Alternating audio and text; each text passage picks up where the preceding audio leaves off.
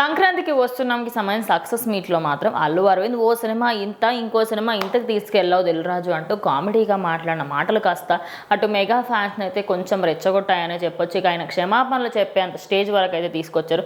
So present ఆయన ఎట్టకెలకు క్షమాపణ చెప్పినప్పటికి కూడా నువ్వు ఒక గాయం చేసి దానిపైన నేను ఆయింట్మెంట్ రాస్తాను, కారం వేసాను కదా నేనే ఆయింట్మెంట్ రాస్తాను అన్నట్టు ఉంది. అంటే ఒక మెబ్బెట్టుగా అనిపించట్లా?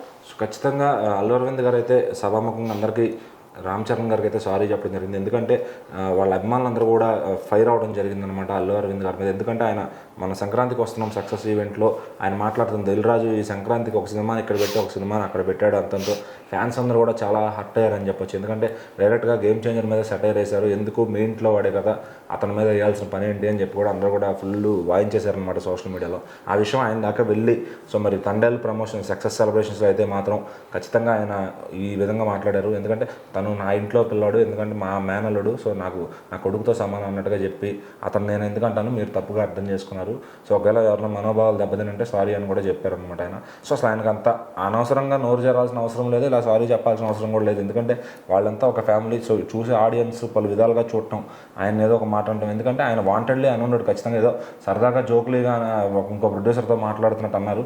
బట్ అది పబ్లిక్గా అనడం అనేది కొంచెం ఇప్పుడు ఈరోజు సోషల్ మీడియాలో ఎవరు ఏం మాట్లాడినా కూడా ఊరికే వైరల్ అయిపోతుంది. సో మరి ఆయన అలా అని ఉండకూడదు ఖచ్చితంగా.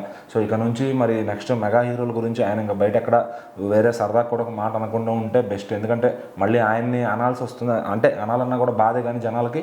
బట్ మరి ఆయన అన్న మాటల గురించి తప్పట్లేదు. సో మరి మొత్తానికి ఫ్యామిలీ క్యారెక్టర్నే దెబ్బతీసుకునేలాగా మాట్లాడుతున్నట్టుగా ఉందన్నమాట. సో మరి అసలు అల్లు అరవింద్ గారు ఇట్లా వేరే మెగా హీరోల మీద అటు మెగా కాంపౌండ్ మీదే ఆయన ఎక్కువ అంటే వాయిస్ పెంచకుండా జస్ట్ ఆయనకు వచ్చిన ఫంక్షన్ చూసుకుని వెళ్ళిపోతే బెటర్ అని అటు ఆడియన్స్ అభిప్రాయం.